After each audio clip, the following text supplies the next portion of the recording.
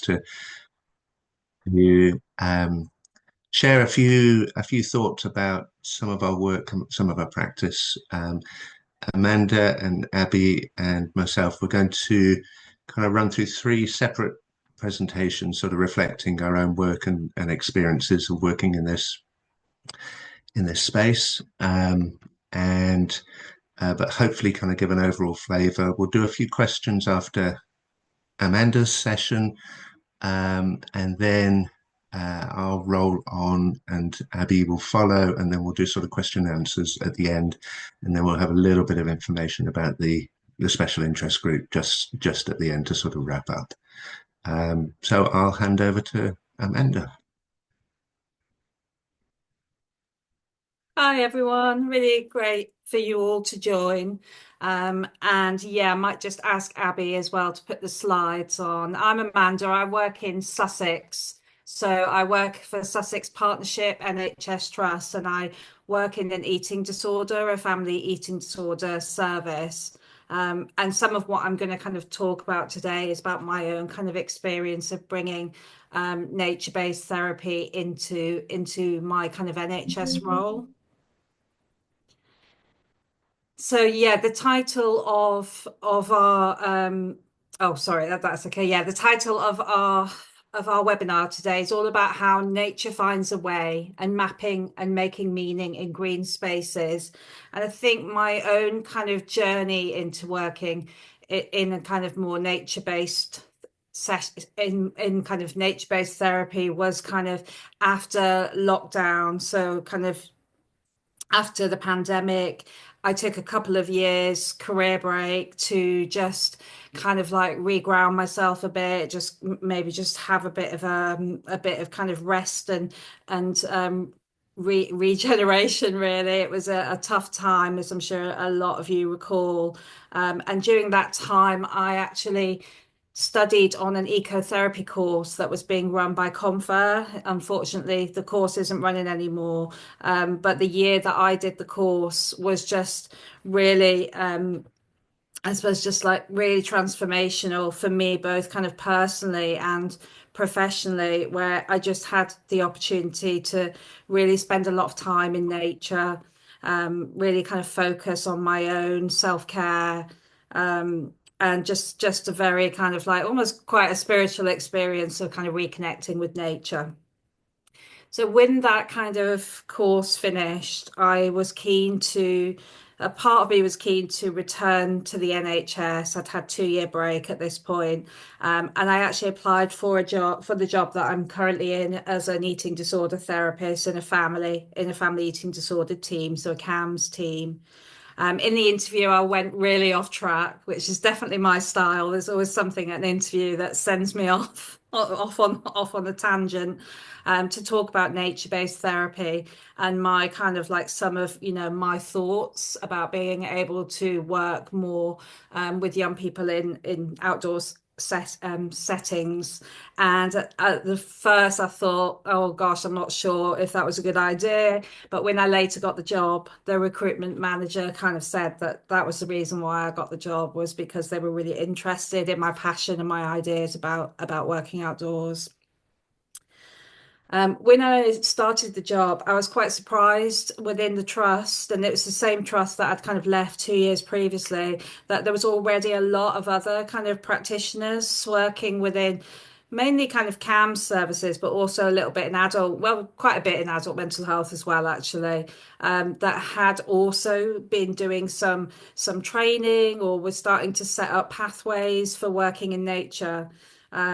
And I think what really kind of came across was how everyone was really working, really motivated and really committed to creating a network with each other so that we could start to look at, I suppose, like how we could kind of share resources, share information, support each other to start to really embed this work. And I suppose I, it felt that that was really positive in lots of ways, but I was aware that there were kind of common questions for all of us that were trying to kind of like maybe work in a bit more of a nature informed way. And some of the questions were things like how can we do nature based use nature-based therapy approaches within the framework of the NHS and as part of our existing job roles. So that was kind of one of the questions. Another question was how easy is it going to be for us as practitioners to adapt so that nature-based work can become part of what we do? And I suppose the third question that we were all kind of quite curious about as a network are what are some of the obstacles in the way and what helps us to kind of overcome those obstacles, and what role can training programs play within this process.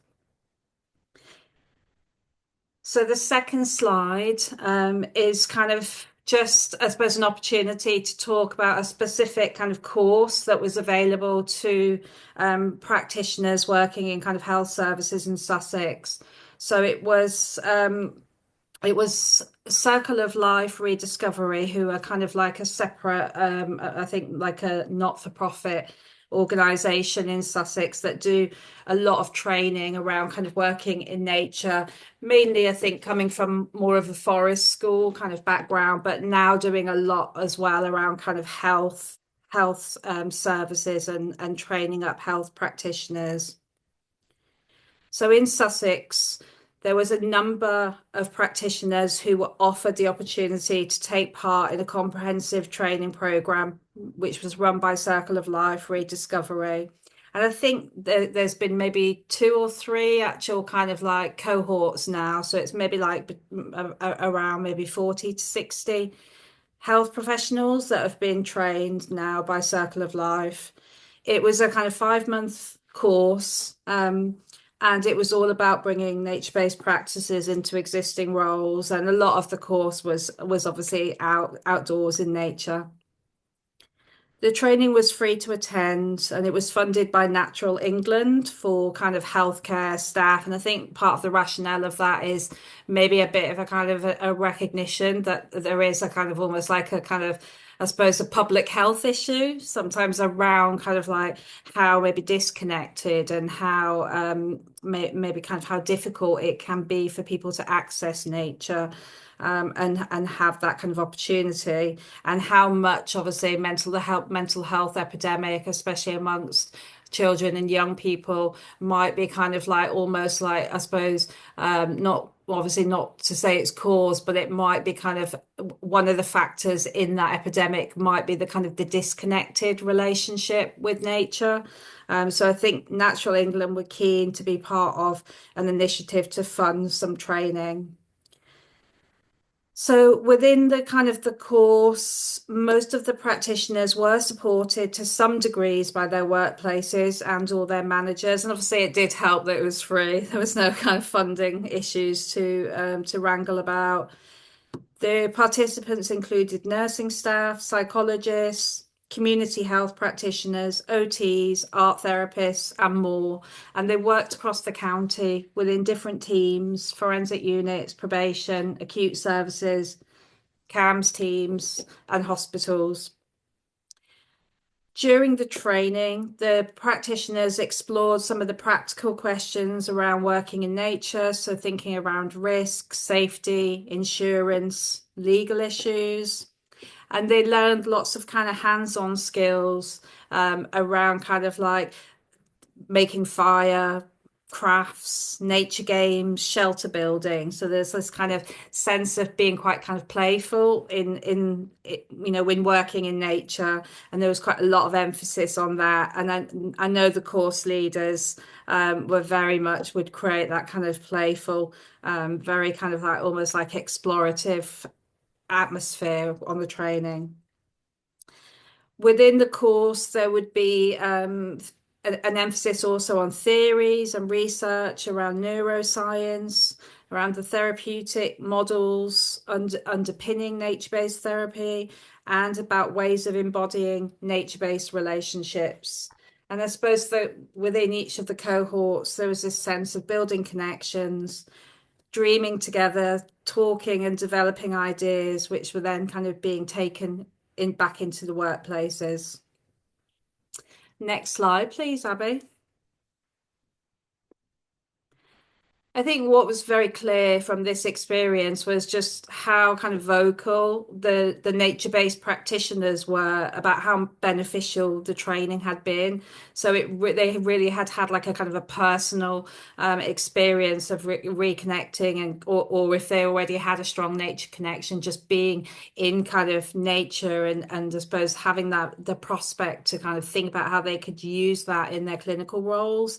So it was like a really kind of, yeah, there was just so much positive feedback about the course, and the skills that people, the opportunities and skills that people had, to develop, had to been able to develop. And people were obviously just really keen to think about how they could, how their clients could benefit also from this way of working. And I think there's quite a lot of recent research. There's lots of research into the benefits of kind of being outdoors and nature-based approaches. But I just put a couple of links in the slides, which obviously can be sent separately after the webinar's finished. And there is just a nice little video that I thought also that I would play if the technology holds up, to just say a little bit more from a kind of a young person's perspective about one of the kind of the projects.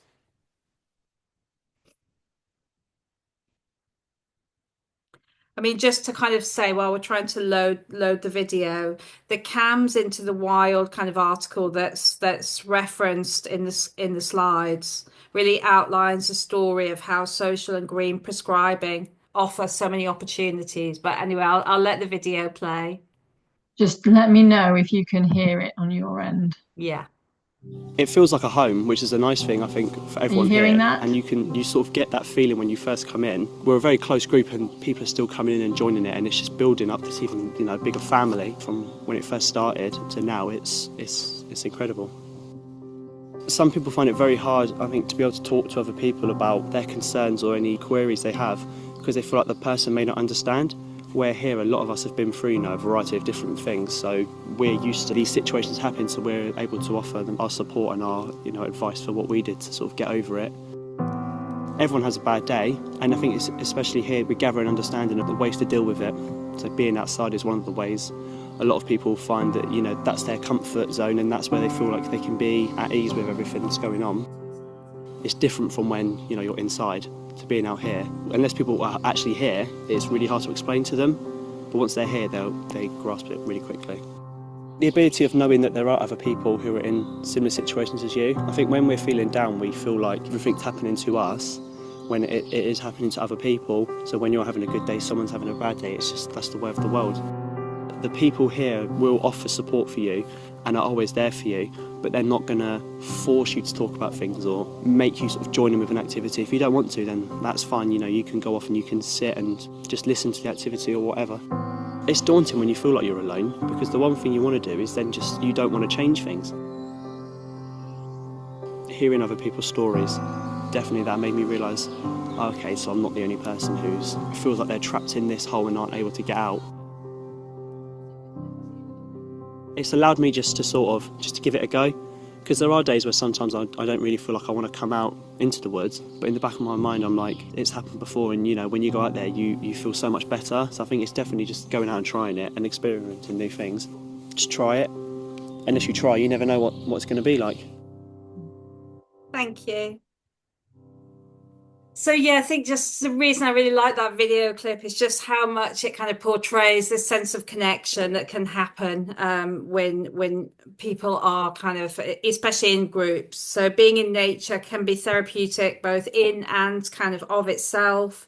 And as nature-based practitioners, what we can offer can be more active and structured therapeutic interventions, and they can be kind of really focused about connection. So self-connection, self to other connection, and also self to nature connection. And I think, yeah, some of those articles on the links are really, really kind of interesting to look at if you just want to kind of read a little bit more, some kind of case studies or examples of working in camps outside. So the next slide I mean, one of the things that kind of came from the Sussex training kind of program was some recommendations about how this work could be developed in the future, not just in Sussex, but for kind of meant for across the UK. So there has been quite a lot of research done. And the kind of the recommendations are things like building a commitment to nature-based interventions, so that projects are not just seen as extras, which stretch capacity and run the risk of being unsustainable. So I think it needs maybe like the government, maybe kind of the management within the trust to be really supportive and on board with actually, putting in place some of the infrastructure. It's not just something that practitioners can just go off and just kind of do. It needs some, I suppose, needs some backing. So the second recommendation, which very much has been happening in Sussex, which I feel like I've, benefited from being part of, is developing a cohesive network of nature-based practitioners so that they can pool info, resources, equipment, and start to look at how they can access wild places, because this is maybe one of the issues that has been like a bit of a challenge within kind of, even though we've got so much beautiful countryside all around us. Recommendation 3 is about strengthening the evidence base, disseminating existing evidence about the role and effectiveness of nature-based practice, and supporting new practitioners to gather data, localized data about their interventions. Number 4 is about funding training, and a train the trainer kind of program is being looked at in Sussex so that other localities can adopt similar high quality programs and practices. And then I suppose the 5th area is about kind of just looking at longitudinal research studies and opportunities that we need to gather rich data about both the experiences of NHS staff and clients over an extended period of time. So last slide, which is just kind of back to my experiences, my own kind of personal experiences. If you can move on, Abby. Sorry, I'm trying. It's not listening to me. Did you stop? Oh yeah, you did stop the screen share, didn't you, after? Yeah, but I can go backwards. There we go. It's Yeah. started to listen. So my own experiences kind of a year on after I kind of joined the eating disorder team, I have been able to set up a nature-based therapy pathway, and it's just been really welcomed, especially for the kind of the neurodiverse client group that we work with a lot in eating disorders. So a lot of our young people would really struggle being in a kind of a clinical environment. And one of my kind of first cases one of the first kind of young people that I worked with to do some nature-based therapy, she had been struggling to even kind of get out of the car for probably about 18 months, 12 months to 18 months, getting out of the car to get her into the building of where the kind of where our office was based was not happening. And then if there was times when her parents were able to get her out of the car, there would often be like, a really high level of distress where she would end up leaving the building in a very kind of tearful, very agitated way. So thinking about kind of like offering something different to those kind of young people is, I think, something that the team really embraced, that they really felt would be helpful to explore. And with that particular young person, I just went to her house a couple of times, just kind of like showed an interest in her life. She told me about her pet, she told me about her friends, and then one day we just went for a walk together. It wasn't anything kind of, we didn't go on a big hike or anything like that. We just went for a walk in a nearby kind of nature space that she already had a kind of connection to. And as we walked, we talked, and it just felt easier for her to share things about herself, for her to talk a little bit about her experience of kind of having a very severe eating disorder. And I think one of my kind of memories of that whole walk and subsequent kind of walks that we had together was just her suddenly kind of seeing a puddle and just jumping in a puddle and smiling, a big smile right across her face. That was just like a kind of such a contrast to all the memories that I had of, hearing about how she was in the clinical space, or how they, there was people trying to kind of persuade her to get out of the car. So I think, on an individual level, what I feel nature therapy has been really useful for is just being able to kind of get that engagement quite quickly, and being able to kind of build a therapeutic relationship, which then maybe opens out more possibilities to really start to kind of work with the young person around the eating disorder. And I think what would be really amazing to be able to kind of think about in the future is doing kind of more group therapy approaches. So being able to do like multi-family therapy in nature, where families could come together and have that kind of peer support element. Things like being able to look at using nature, using outdoor spaces for therapeutic cooking sessions, to really focus on food as a way of nurturing and kind of and really kind of like, I suppose, building attachment. And also just more generally, I think one thing that I'm definitely in the planning stages of setting up within my service is carers support, nature support sessions. So where parents go through such a kind of a challenging journey supporting a young person with an eating disorder, and it's a condition that's very isolating, both for the young person and for the family. And I think doing some nature support sessions with carers, with parents, would just be so valuable. So yeah, those are just some of my ideas and some of my experiences today. And yeah, I would invite any questions if anybody wants to ask any questions.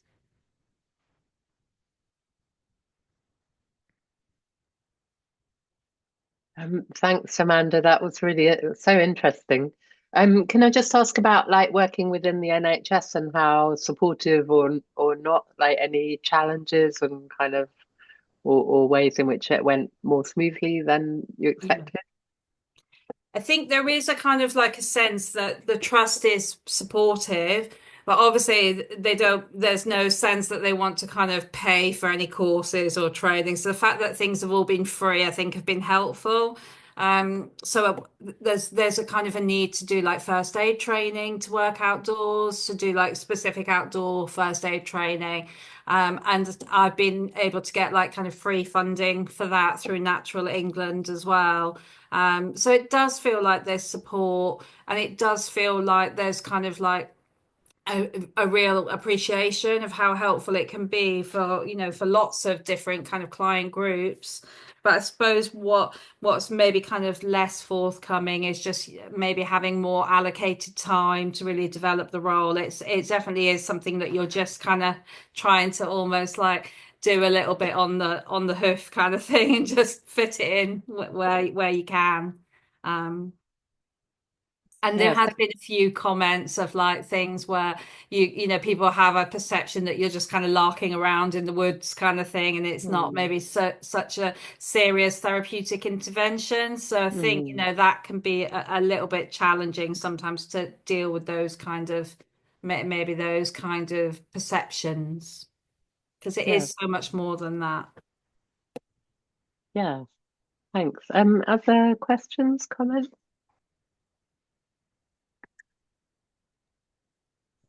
Hi there. Yeah, can you hear me? Because I've just got my speaker on. Can you hear me? Yes. Yeah, cool. Yeah, Amanda, I think your that experience that you shared and we're talking about with the young person with the eating disorder and her not being able to get into the building that's a really big thing, isn't it? And I mean the CAMS in Pembrokeshire is a not very nice building. It's a horrible porta cabin. So I've kind of continuing to kind of reassess and relook at ways to get out and about. But when I was meeting with a young person just yesterday morning, very early in cat therapy, with like at session 4, we were just kind of thinking about how intense it gets in that room, and I think it was just a fairly kind of, I don't know, flippant comment maybe about, do you know what I really enjoy is nature. And when I said it, her eyes just lit up. And she felt then able, she shared with me then that she had 2 ferrets, but that she didn't have the confidence to actually take them out and walk the ferrets. And that she talked a bit more about these ferrets then, and that actually one of them was quite nasty, and it had bitten her and it had bitten her mum, and then she'd managed to kind of train it. So even just, I guess the point I'm making is I just brought up very gently about, oh, this could be something that might be helpful, or we could look at this in a couple of weeks' time of walking and talking. And I found out these other parts of her life, and then thought, well, do you know what, we probably can, once I meet her at home, we might be able to work towards walking her ferrets. And I guess I just wanted to kind of share that understanding of the NHS buildings. Yeah, it's a really good way, isn't it, of just being more kind of human in your interactions with a young person, and just being able to kind of like, I suppose, just have that kind of, I suppose, be interested in them as a person, find out more about them. I've seen a really nice quote actually that I thought that spoke to me really, from Gabor Mate, and it says something like, it's not the therapist's responsibility to heal the client, but rather to create a space where healing can happen. And obviously nature can definitely be that space. So yeah, for sure. Thank you. Okay, I think it's probably time to move on to the next part of the presentation, and any questions, feel free to kind of contact me at a later date through email or Yeah, sorry, just to add to that, if people want to put questions in the chat as well, then Nick and Abby and Amanda could look at those and maybe have some time at the end to talk about those. Yeah, that would be a good idea. So if things are coming up, you could put something in and then we can have a look at that at the end as well. Thank you.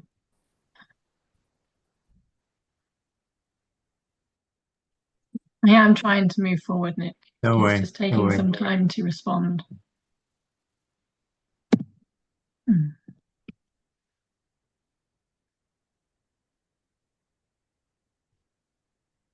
Is this a start, Nick? Yeah. Yeah. Okay. Thank you. And thank you, Amanda. I think I'm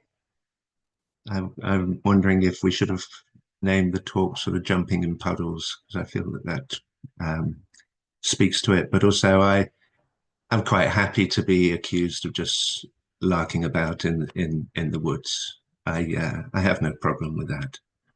I'm quite comfortable if people want to think that's what I'm doing.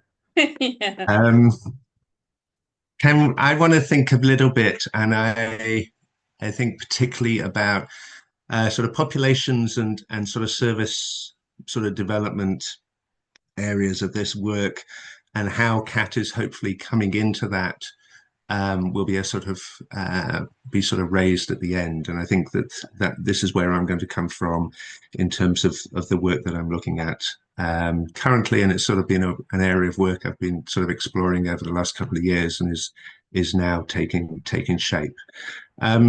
Okay, could I have next slide? I do apologize. I'm going to sort of race through a whole load of slides as quickly as possible.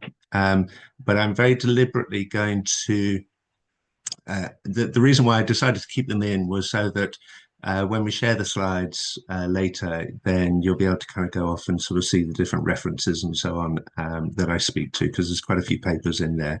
But I'm just going to sort of ground ourselves at the start around thinking about health and healthcare inequalities, talk a little bit about some service development work that we're sort of creating at the other end of the country from Amanda in the Highlands in Scotland under the banner of the Innovation Challenge, and then how that we might then be able to sort of embed sort of relationally based work sort of within, between and around, and think about the role for CAT. Okay, so next slide, please.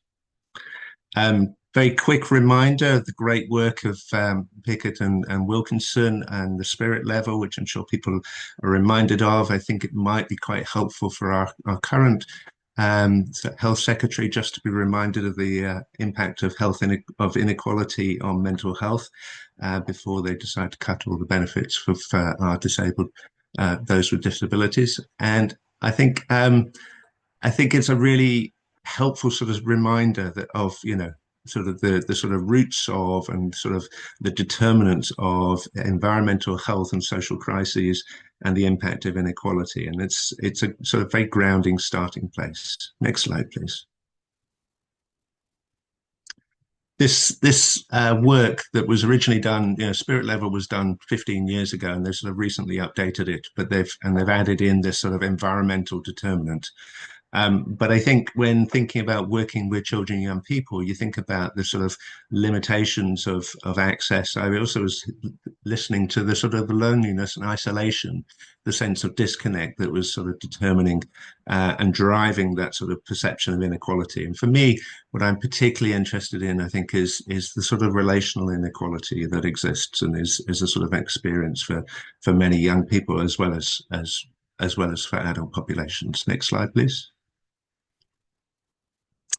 And this, I do really recommend people go back and have a look at this, particularly when thinking about sort of social cohesion, sense of community, sense of well-being, sense of community resilience, because unless we sort of really face up to the realities of the experience of inequality, then experiences such as trust, sort of social experiences like trust, really are profoundly impacted. And I think we really see that being enacted in the States at the moment. But I think we're also seeing it. We saw it very much in the summer last year in the UK, very much out on the streets. And I think it's a sort of a repeat that we need to.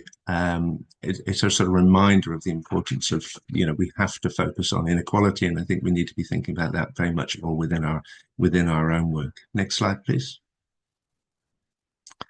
And likewise, think about all the determinants of well-being, and particularly the impact of COVID, and perhaps how COVID has maybe one could say, actually, it's been the reminder that we have all needed to sort of say, hold on a second, actually, look at how COVID determined for us the impact of inequality and what it was about inequality that then meant that COVID was the sort of which areas it had its greatest impact, and then subsequently onto mental health and how we're now seeing that affecting children and young people. And whether that sort of is part of and contributes to that sort of exponential rise that we're seeing in children and young people's mental health. So next slide, please. And I think I asked that question then, and I think that there's inequalities, just sort of get reinforced in specific populations, and this is sort of data from areas like Centre for Mental Health and so on, but thinking about how that then becomes an issue of social injustice and impacting on specific sort of groups and cohorts across the population, and therefore communities get more profoundly affected than others, thinking about LGBTQ or Afro-Caribbean communities and such like. There's a real reality of the impact on mental health for all communities, and we need to be addressing that sort of fundamental issue of inequality. Next slide, please. And I think I really raised this question when we look at the rise in children and young people's mental health or presentation or diagnosis, even if there are questions about whether there is overdiagnosis or not. I think that what maybe for children and young people that are doing is that sort of sense of the adolescent perhaps being the canary of the family, and maybe this rise in children and young people's mental health is really just a sort of a barometer, a reflection, or a metaphor for the sort of the canary of our society, of what's kind of going on as a whole. And actually, we fundamentally have to think about things differently. So next slide, please. So I think particularly since COVID, a lot of my own work has really shifted to thinking about health inequalities and healthcare inequalities And I won't go too much into sort of definitions and sort of ways of defining this, but I think that what I'm particularly interested in is access to service and support, experience of support, sort of resultant and contributing health behaviors, but also relationships with others, and how these can be the sort of levers for determining and understanding health inequalities and overall health outcomes. And I think I've spent a lot of my sort of years working on thinking about those who don't access services, actually those who don't even get out of the car or aren't even in the car park, actually those that clearly have some very significant mental health difficulties, but they're not even getting into the car because they may not even want to articulate their distress within the framework of mental health. It may be wanting to just sort of think about it in other ways. And so I'm particularly interested in how might we then think about addressing mental health, emotional distress, or distress in general through other parameters, other means. And one of the areas that I've been particularly interested in is in green spaces and sort of connection with nature, but is not exclusively. I think that, you know, this is just one big area that I've been particularly interested in focusing on, and particularly because of the evidence base that we'll talk about a bit now. Next slide, please. So I think I'm thinking about how, you know, we need to think about how sort of access and engagement within sort of green and also blue space, and thinking about water and how water can kind of have a really significant effect. How this then impacts on health and healthcare inequalities. And so next slide. I think that this sort of population-based survey done in Denmark is a really valuable sort of survey. I think it's really helpful talking about the association between sort of development of psychiatric or diagnosed psychiatric difficulties and sort of from sort of adolescence and into adulthood, and how there's a sort of very clear and significant risk associated with whether you've had access to residential green space in your childhood. Next slide. Likewise, there's been a beautiful study done in Wales, sort of population-based study, and looking at, you know, surveying and exploring impact on over 2.3 million adults. So it's a huge area of study, and looking at access to local green space and how this has a beneficial effect on people's sense of well-being. But most importantly, I think, is that it's how this has an impact on well-being, how that is disproportionately a better impact from those on sort of those who sort of struggle and have sort of greater impact as a result of inequalities. So thinking particularly about social and sort of financial inequalities and how this has a much greater impact for them. So next slide, please. And this was then reinforced by a lot of the work by Mitchell and his team in Glasgow, and there have been a lot of papers since, but they have done some great work teaming up with the Wildlife Trust and looking at how there's this sort of marked impact on beneficial effects of kind of connecting with nature and working in green spaces, but how it's much, much more reinforced for those on lowest income compared to those on higher incomes. Next slide. I think in many ways this has helped sort of almost reposition some of the thinking around the sort of climate crisis and sort of the eco crisis ways of addressing mental health, because actually if we sort of place inequality at the forefront of thinking around how to recognize the sort of the impact of the climate crisis on people's mental health, then that really helps sort of people recognize the sort of there are vulnerable groups who are going to be much more disproportionately affected. And I think, therefore, there's a real sort of strong argument for saying actually to addressing inequalities is going to be sort of one of the better ways of them being able to address some of the impacts of climate crisis on people's mental health. And subsequently, kind of connecting with nature also helps people want to be more proactive and protective towards the environment. Next slide, please. Marmot report, the Marmot review spells it out absolutely clearly, and Michael Marmot has collated huge amounts of evidence on this, and this was then reinforced with his 10 years on paper. And very much sort of that call for building back fairer, recognizing the need for sort of green nature-based work, as well as recognizing sort of climate vulnerabilities. Next slide, please. And sort of particularly then linking this in not only in terms of inequalities, but also then thinking, but it's the sort of experience of nature connectedness that then has those sort of very positive effects on I focus on young people, but on people in general. But it's, I think, much more integrated outcomes, sort of sense of vitality, meaning, purpose, life satisfaction, real sort of sense of personal growth in the sort of the outcomes, rather than necessarily just thinking about, well, what might be the improvement on an SDQ in terms of sort of markers of possible psychopathology. So next slide, please. Likewise, this lovely study on the quality of green space, a really nice study in Australia, thinking about not just green space being, you know, the possibility of a sort of large field or a football pitch or something, and people saying, well, there you've got your green space, but actually recognizing, hold on a second, if you think about the quality of that green space and think about tree canopy cover and so on, that actually in itself also has a much greater impact. So next slide, please.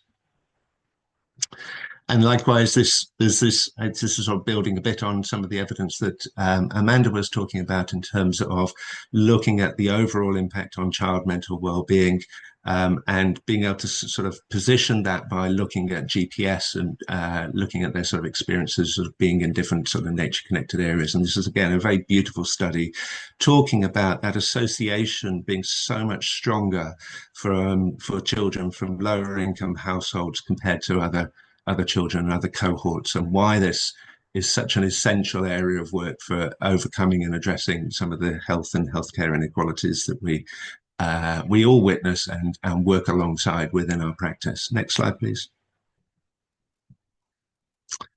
So I think you know, within CAT we all want to work relationally. That's how we very much sort of want to position ourselves, and I think that nature really broadens that opportunity. It really opens up the sort of space for thinking in a much more relational context, but also there's that need to think about proximity. Actually, it's about being close enough to having that sort of the social distance between, very much that building on that sort of idea of Dan McGarvey, and prioritizing the sort of sense of relationship both with self, with others around, and with the world around. And how kind of doing and engaging in green spaces really helps kind of open up that opportunity without necessarily needing to be something done particularly verbally, but just something that is experienced. Next slide, please. The green social prescribing model, which I think has sort of really become very embedded. There's a huge evidence base now on how beneficial and effective this is. I think that it's, you know, people feel very differently about whether sort of prescribing is the right title for that. But the bottom line is positioning sort of green care and green healthcare is very much the sort of a model that is accepted. It's now about us trying to get this seen as a sort of mainstream rather than a sort of nice add-on. Actually, this needs to be a sort of priority intervention. Next slide, please. And I think I'm particularly interested in the sense of people kind of getting their hands, a sort of a hands-on experience of kind of connecting with nature. I really enjoy the work that the Wildlife Trust do, and we sort of do a very similar program here around rewilding, which is very much about people kind of getting hands-on experience. It's not just about a walk, but if there's a way of sort of getting your hands in the soil, sort of digging some of the earth, and actually there's a sense of the sort of being involved in the conservation activities is hugely rewarding, gives us a real sense of hope, and actually the outcomes are even more enhanced. And we're about to engage on a study in looking at whether rewilding and sort of more proactive conservation activities have an even stronger beneficial effect in green spaces. So next slide, please. So I just as noted before, when thinking about working in green and blue spaces with young people, the sort of things that I'm focused on when I'm really sort of keen and sort of setting things up is thinking about the activity, making sure it's something that actually is very much in a space where young people are at. Think about the proximity to that, think about the group that are involved and the place and what meaning that place might have. What also is the purpose of that activity, but also think about the sort of sense of integration that you get from working in this space, this sort of sense of much more sort of positive youth development opportunities, and what I would refer to as a sort of a development of a relational resilience, which is thinking around the child as well as sort of within. So next slide, please. And so this is sort of culminated in being recently awarded a sort of grant through NHS Charities Together under the Innovation Band, an Innovation Challenge. And we've been sort of awarded a sort of considerable grant to do a project which we've called Enabling Connection Through Green and Creative Spaces. Might get some young people to kind of come up with a slightly catchier title over the next few weeks on that one. Next slide, please. And we will be, well, what we've been doing, and it's sort of work that we've effectively been piloting over the last 2 years, and it's now sort of been recognized that people want us to sort of move it from sort of lots of different pilots into much more established feasibility work and so on. So one of the sort of main areas that we've been working is developing this space called Space to Be, which is on a farm in the Loch Arbor area down near Fort William.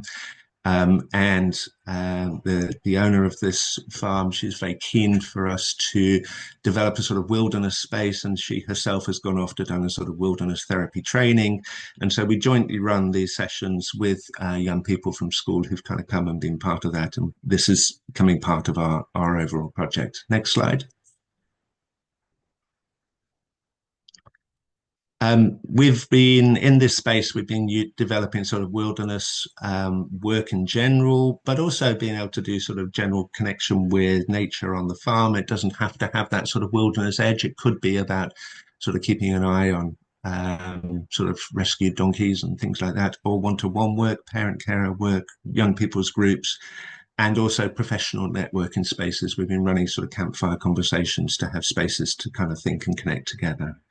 And it's also helped me frame some of the sort of development and thinking around WildCAT and the sort of space and meaning for to have that sort of exploration of WildCAT. Next slide, please.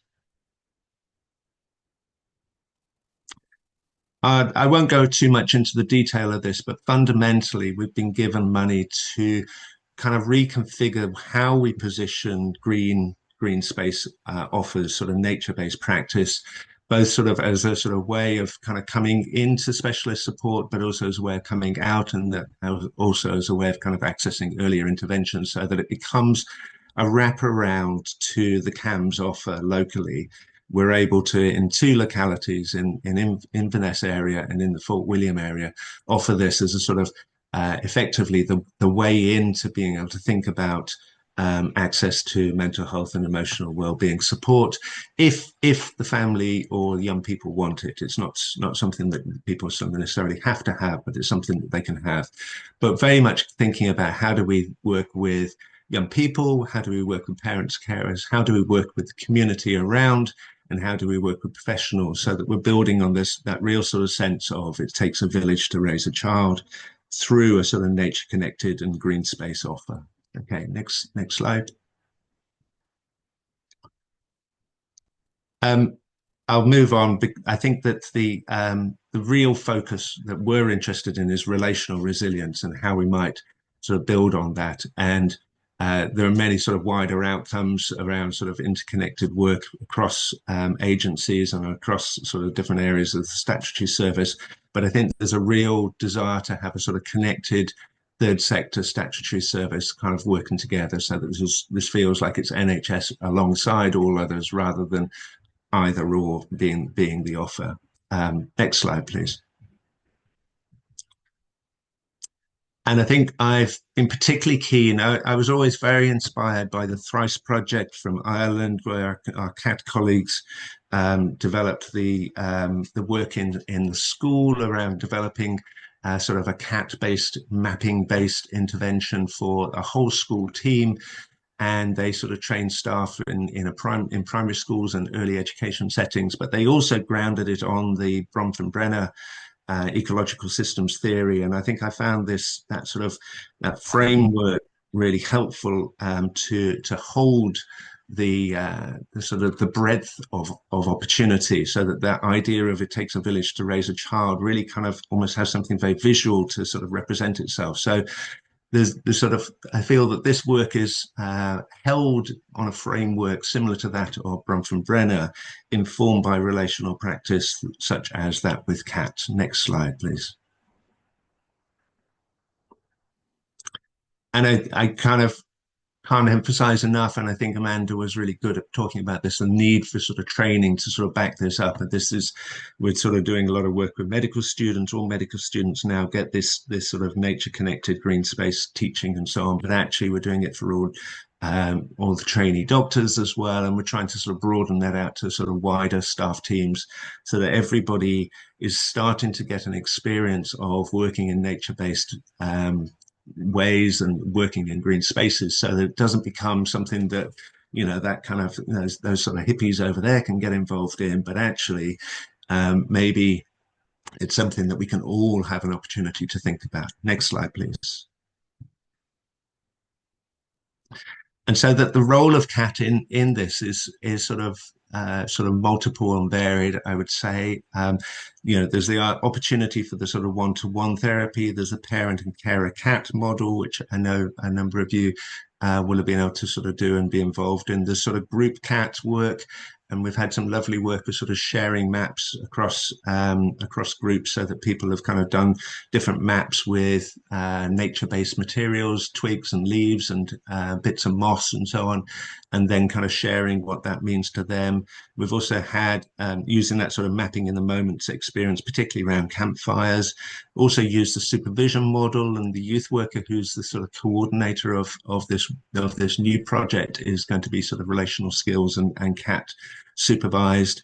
The sort of dialogue of reciprocity in that sort of ecological systems model is very much sort of at the heart of what we're looking to do, and working towards this idea of a sort of relational resilience within the context of connection with nature, land and community, and not trying to sort of separate that out, but actually recognizing that it's what's around us is what's going to sort of support us, rather than necessarily just what's within us.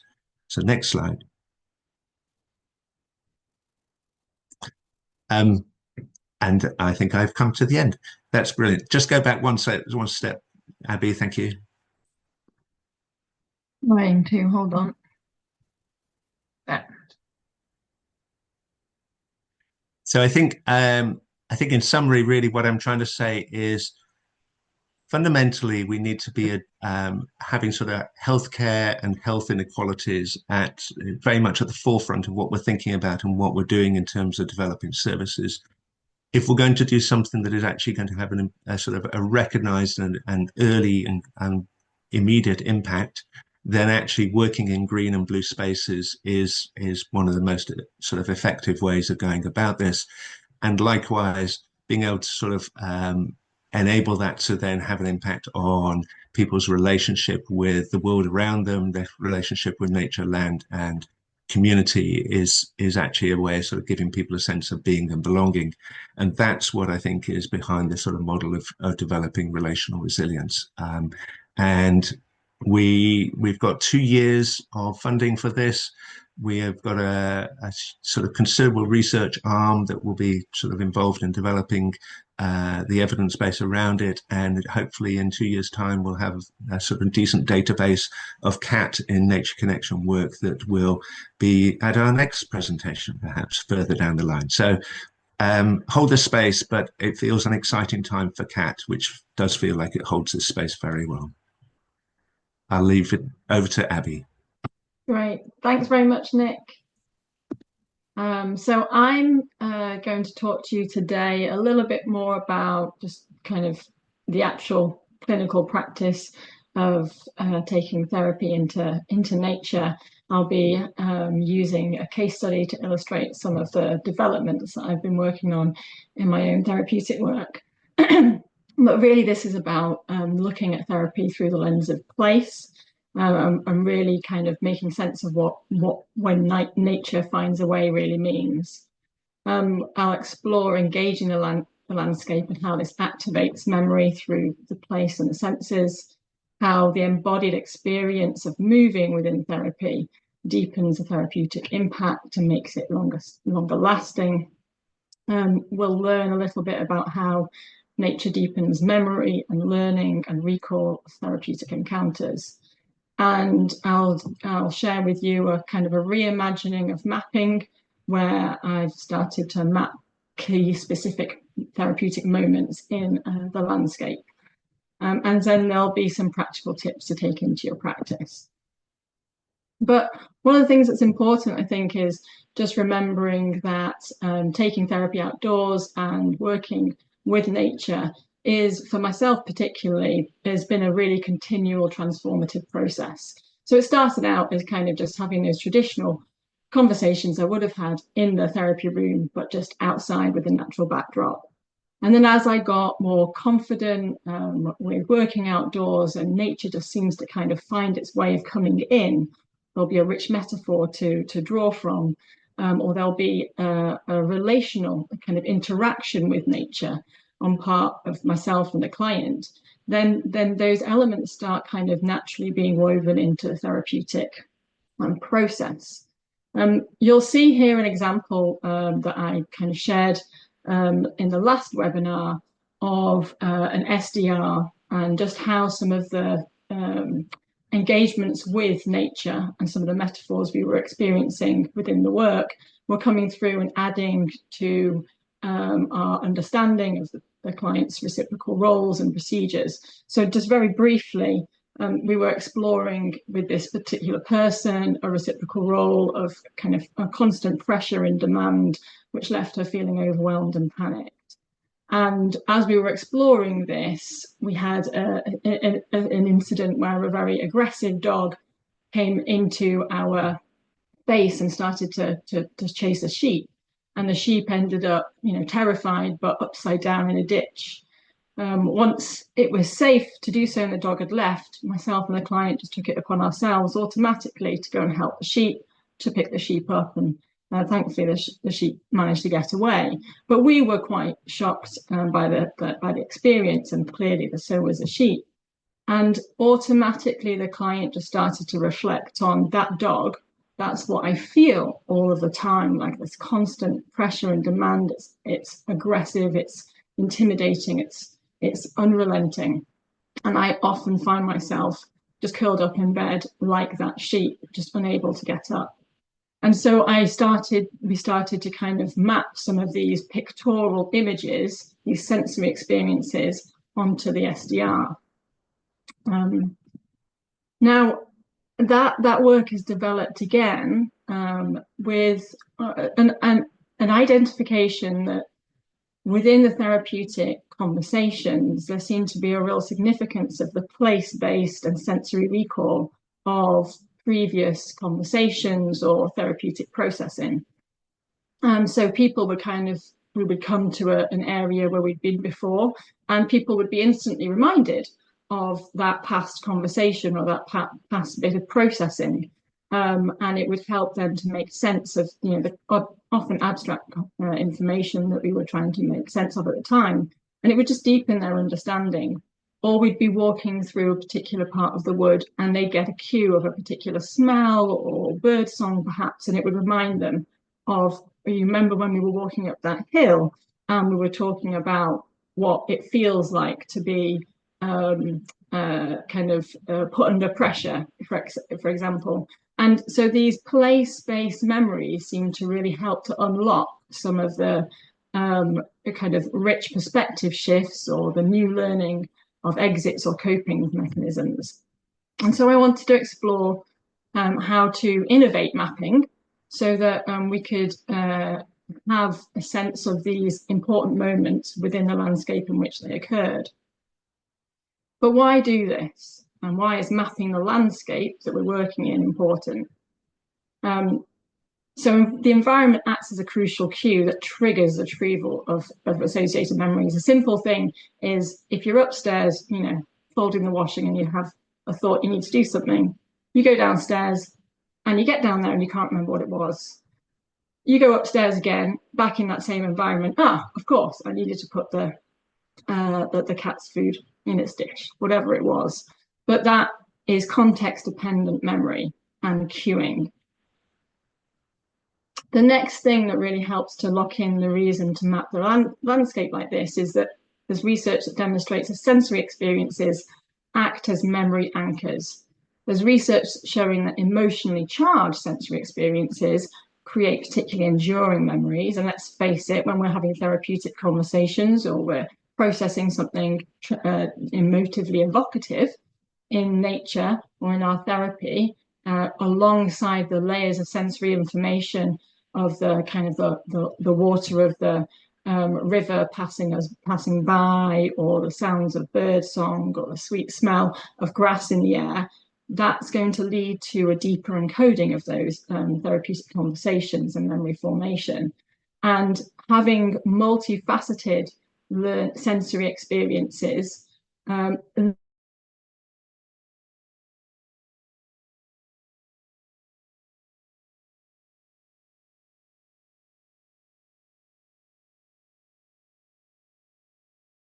memory function and also just cognitive function in general. We know that stress impacts negatively the cognitive functioning of individuals.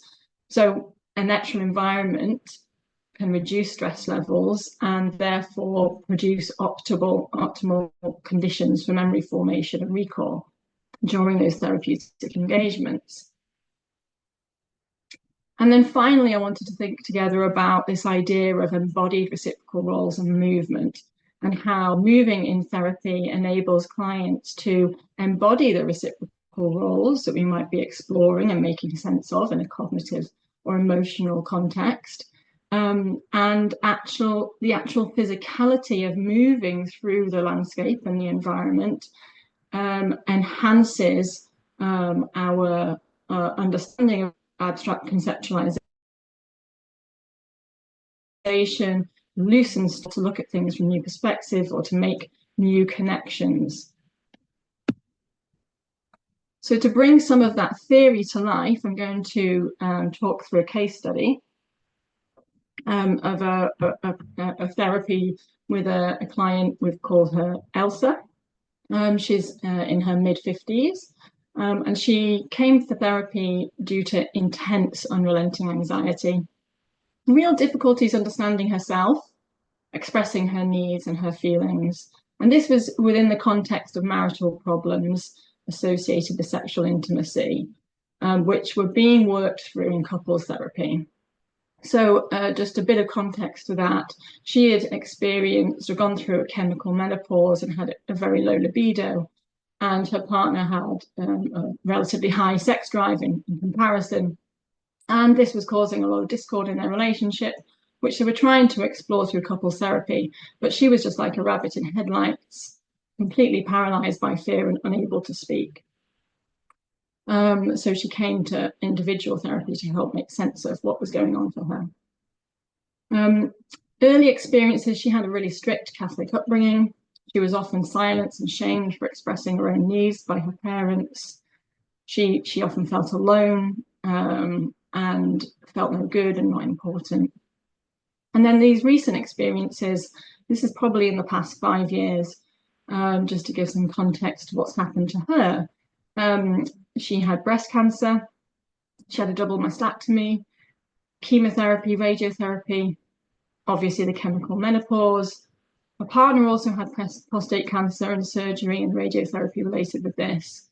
She lost both of her parents, and also her partner's sister had died very suddenly. So a huge amount had happened for this woman in the last 5 years.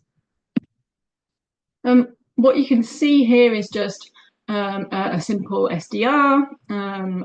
We've got this central kind of reciprocal role of feeling criticized or ignored, leading to a sense of lost, having no voice, not being important, feeling no good, not having a sense of tribe or belonging, having no feelings other than this intense anxiety.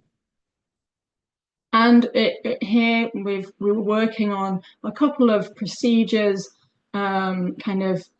which came from this intense fear of abandonment, the belief on the right-hand side that others are just not interested in me and my needs, and I also don't think I can cope with them. So I push them down, I have no voice, and I ultimately don't know who I am. And then on the left-hand side, this belief that if I'm at least helpful to others, I'll be okay, leading into a very over-responsible role, forgetting her own needs, but essentially meaning that other people end up feeling smothered and quite annoyed and frustrated by her, kind of interruption. And then this is the mapping of the therapeutic moments, the key therapeutic shifts within the landscape in which we were working. So just to explain a little bit about the map first, just to orientate you around, that large body of blue at the bottom is the reservoir. You can see feeding in from the left, there's a stream that brings water into the reservoir, and there's also a bridge that comes over from the car park, which is a bit of grey in the left-hand corner, bottom left-hand corner. And we have to cross that bridge to get into the natural space on this particular side of the therapy area where I work. There's that amber line that is parallel to the reservoir, and that's a fairly heavily trodden footpath, lots of dog walkers.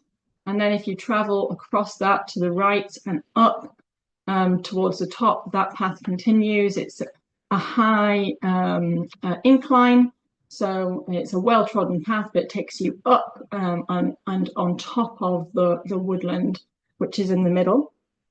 And in the middle, you can see that forested area. It tends to be quite densely forested. There's not many pass through, and there's very, very few people around.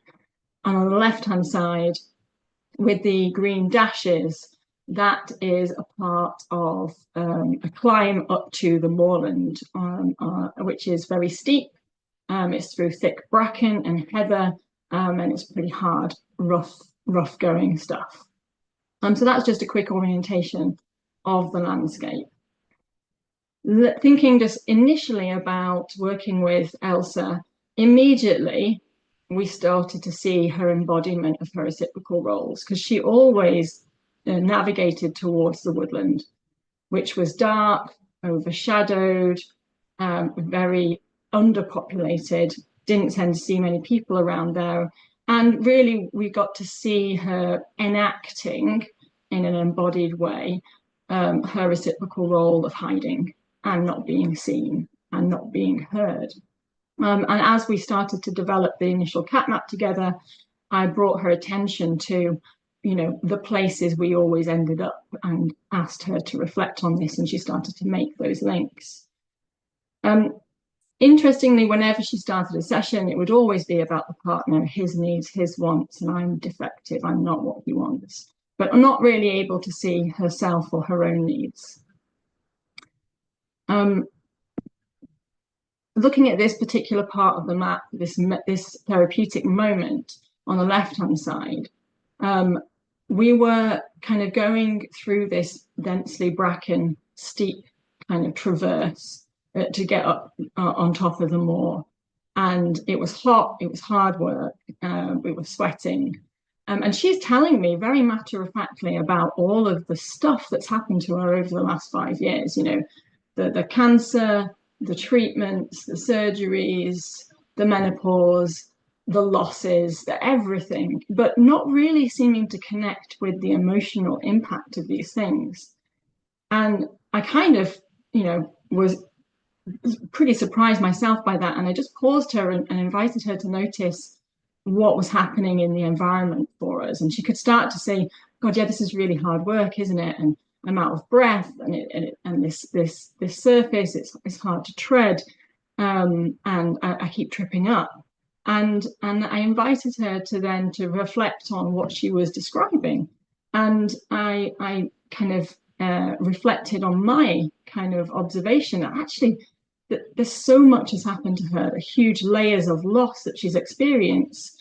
And and kind of almost how nature seemed to be kind of showing her what she had been experiencing. And this was the first time kind of the penny kind of dropped that she had been through something really difficult. She was really surprised and then suddenly hit by a sense of sadness. And she talks about this moment as suddenly being seen, and being really powerful and important for her therapeutic journey. This next memory moment is when she was traversing up towards the woods. Again, another day, she's talking about the partner and her responsibility to tend to him. And she really seemed kind of sunken and heavily laden. And I brought attention to that as she walked up this hill. She described feeling like she had the weight of the world on her shoulders, that she couldn't do it anymore. And I kind of invited her into this embodied role play of what does this over responsibility really feel like? And she kind of said, well, it's like I'm trying to lug 23-kilo suitcases up this hill. It's really heavy and I just can't do it anymore. And so I invited her to get into that kind of embodied stance of holding the bags and feeling the weight of them. And then I asked her, what did she need? And she said, I just need to drop it. I need to let it go. So I invited her to, enact letting go of this heavy load and literally physically releasing her hands, kind of elongating her spine and shaking her body out and feeling the sense of lifting and relief and release really from doing that. And this became almost like an embodied way of her exiting that over responsibility position.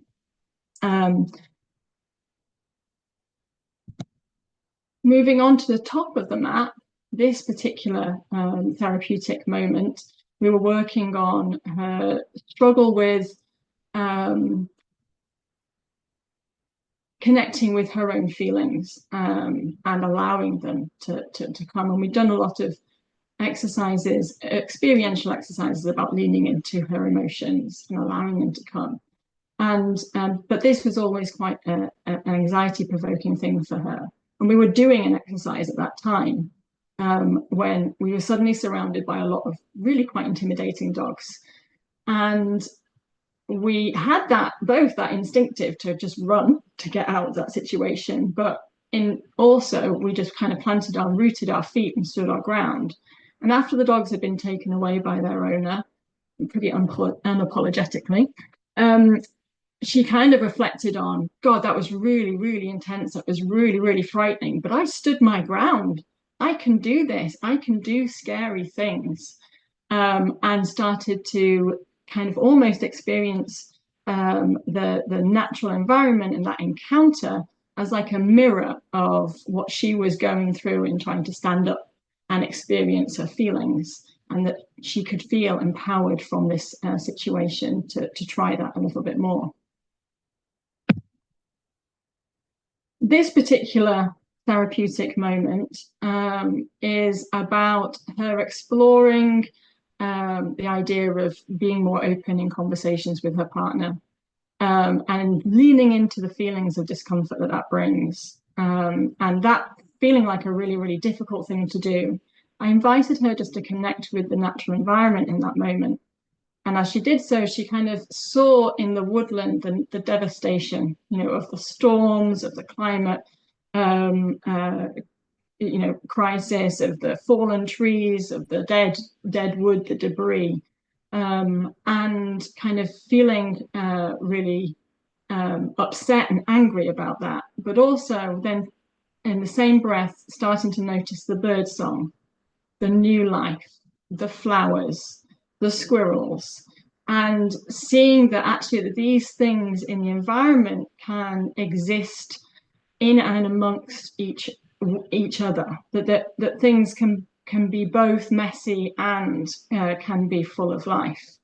And this kind of rich metaphor enabled her to consider that, maybe the conversations with a partner don't need to be perfect. I don't need to be perfectly able to have them or able to have to cope with my feelings in order to be able to share my thoughts or my needs.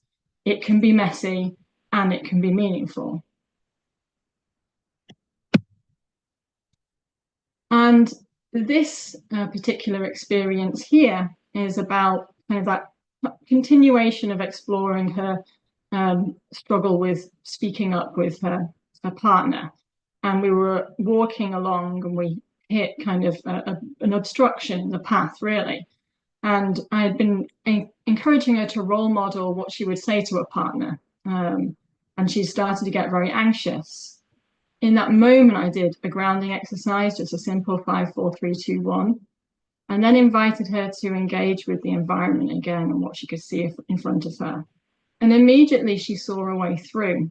She started to walk around or over the logs, and this seemed to tap into another part of her, another embodiment of a reciprocal role, which was around her orienteering and her excitement for adventure.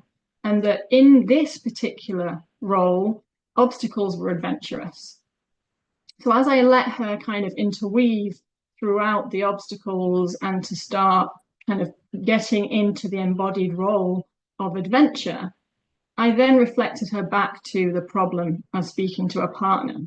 And she was able to translate or transfer some of that give it a go mental attitude towards having those conversations. And in the therapy, in the weeks after that, she started to be more open with her partner. And she also wrote a no-send letter to her mum, which was really evocative.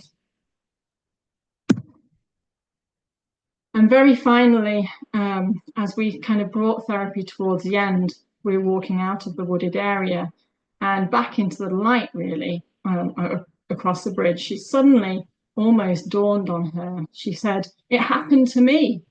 The sudden realization that all of this stuff had happened to her, the cancer, the treatments, the loss, and she was suddenly realizing that she mattered, that she was important, that she could see herself and she could see her needs and she could be there for her needs.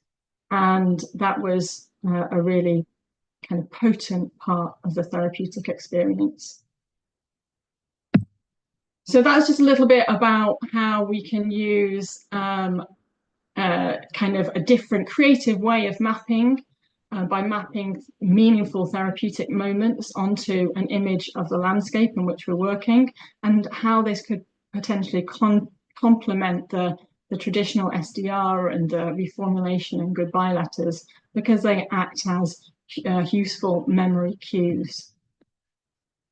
Just a couple of practical tips. I know we're running out of time, but I thought you might be interested to see some of these. The idea of kind of intentional landscape anchoring and sensory mapping. So after sessions, inviting clients to describe locations where they felt a shift in perspective and bringing in some sensory information about that particular place. Looking at collaborative landscape mapping. So during a session, working with clients to sketch out a map of the area and then to mark out key locations where important work took place and involving sensory details or keywords of the therapeutic content. Integrating procedural mapping with the landscape. So when exploring reciprocal roles, asking them to choose natural objects to represent different roles. So a rock for the controller or the leaf for the controlled, and having them arrange these objects in the landscape to visualize that dynamic. Or using the landscape as a stage for role enactment. So if you're exploring a dynamic where the client feels stuck, identifying a physical obstacle in the landscape, like a fallen log, and ask them to physically interact with that obstacle in an embodied sense of the reciprocal role of being stuck, and then encouraging them to explore different ways of moving around and through the obstacle, linking those movements back to the potential shifts in their relational patterns. So I'm just going to stop sharing now. Oh, what did I do that? Sorry. Hi, everybody. So that was a bit of a whistle-stop tour. I'm mindful of time and as having not very long left for questions and things, but keen to invite some questions forward. I don't know if Nick, you've had a look at any of the comments in the chat or anything, but you're welcome to jump in. Hi, yeah, I do have a question. So I think in my work in outdoor spaces with clients, I think, and also what we spoke about earlier in terms of access. So access has definitely been one of the very like crucial things in terms of even the ethics of nature-based practice also, like what are the spaces that we do have access to and what are the spaces that we do not have access to also. So in terms of that, I was also wondering, like even when I was looking at the map that you just shared, that how you in terms of the landscape also there was this place about obstacles and also in terms of the memory anchor in terms of how even that space of steepness which might is also like how steep terrains might feel like an obstacle of sorts, but it was a space where they felt seen, right? So I'm also wondering if you could like sort of speak a little bit more in terms of how access sort of these to these spaces, different spaces and terrains could sort of be mapped out and different how and who has access to spaces and how we could sort of like map that out in these our maps with and work with clients. Yeah. Yeah, no, a really important question, I think. And that's why I guess I try to work out of a variety of different settings to enable access for those individuals who perhaps wouldn't have the confidence or the physical mobility to be able to take on some of the kind of less accessible places that were shown on that map. This particular lady that was working with, she was into orienteering, so she was really quite adventurous in where she wanted to go to, but I similarly work with people who have had a lot more limitations around their physical mobility. And so there's simple things like in that particular place around the reservoir, there's plenty of benches and places to sit, and it's all flat access and it's also wheelchair accessible. But equally, that location requires somebody to be able to drive to it. So if people don't have access to a car, it would be pretty limiting. So I do nature-based therapy also in my private garden at home, which enables people to have greater access in terms of public transport, but also there's less physical barriers.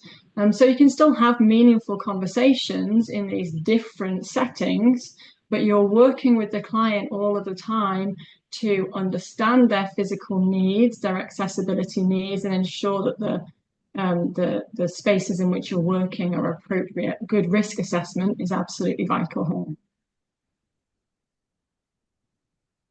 Abby, there's a quick couple of questions from Zoe. Yeah. Would you do the whole therapy session outside or just a few sessions? And two, would you go to the same outdoor space each time?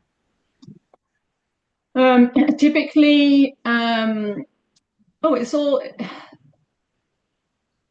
Some people just want to work outside, that simply being in a room, it doesn't feel like a conducive place for a therapeutic conversation for those people.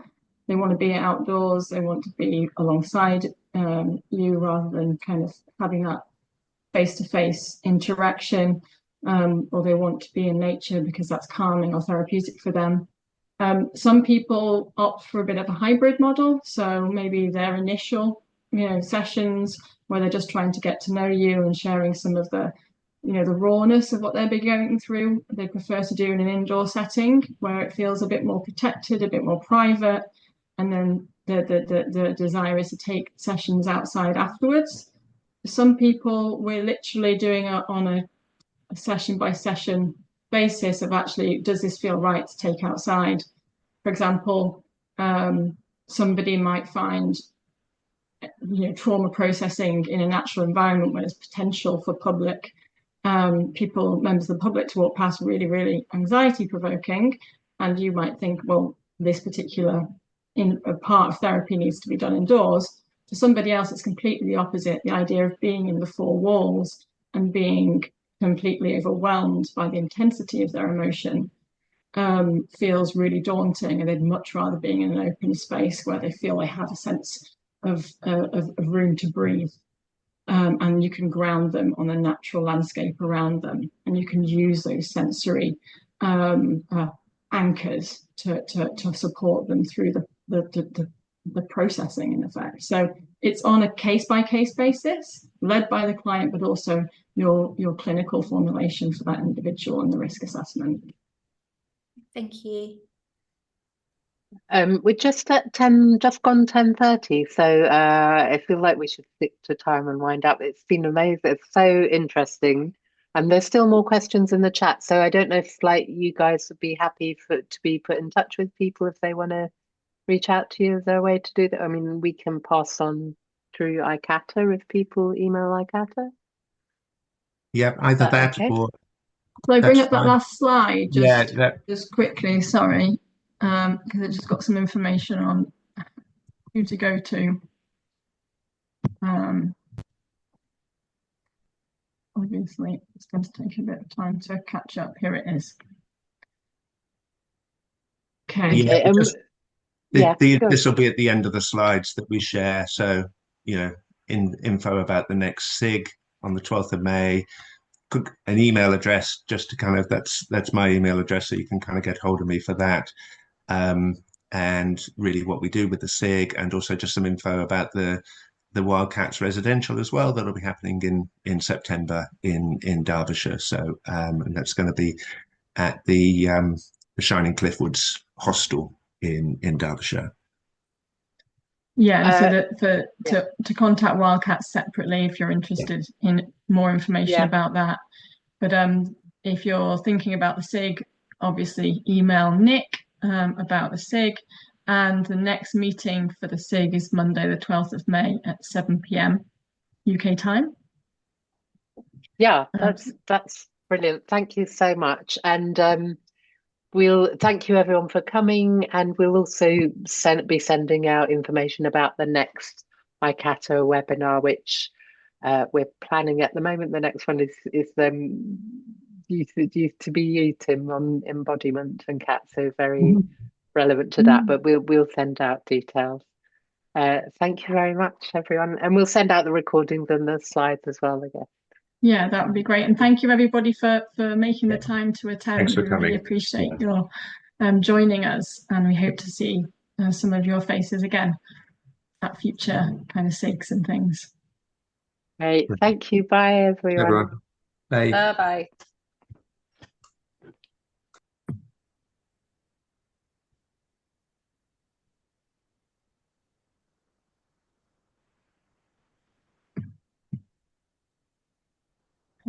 Thank you for hosting us, Rabia. Yes, thank you so much. Thank you so much. It was great. It was really so interesting, and I'm sure we could have carried on with a lot more. I know, it's always the way, isn't it? It's always the way. But yeah, hopefully some people will come along to the SIG or get in touch with other things. Yeah. Hopefully it's just been food for thought for people, and it might have sparked an interest in working differently or innovatively outside. Yeah, it was really, really good. Thank you so much. You're welcome, and thank you Rabia for managing the show. Yes, absolutely. Well done. It was quite smooth.